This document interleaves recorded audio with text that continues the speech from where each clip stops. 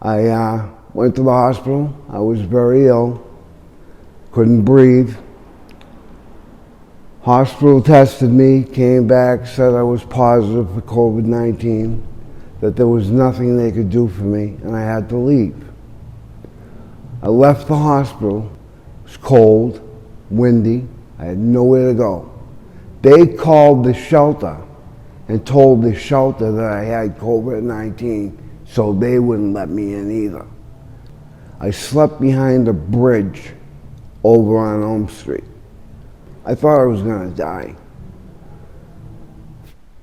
COVID has been, rampant again, especially among the homeless population. There's just a lack of winter sheltering beds. There's not a state facility this year with the COVID quarantine beds like we had last year. So there's just really a lack of places for people to go. There's a few beds, but not nearly enough.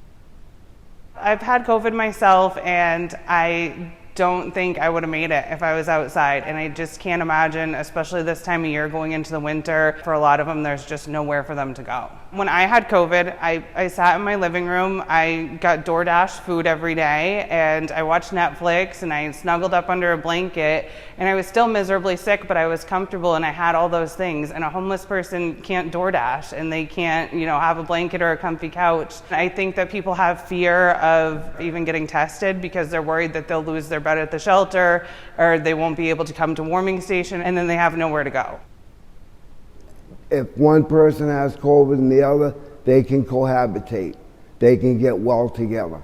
I would extend the period of time that the patients would receive treatment.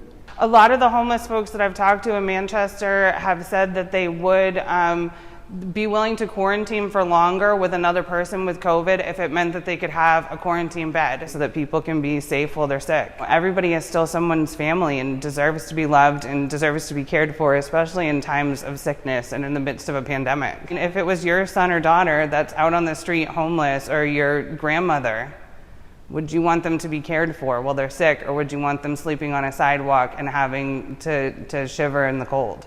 We need to step in because it's our community. These are all members of our community. We want all of our members to be safe. So we all need to really find our best skill set. Is it your time? Is it your talent? Is your treasure? How do you make that channel in to help your neighbor? They deserve to be out and loved on like everybody else.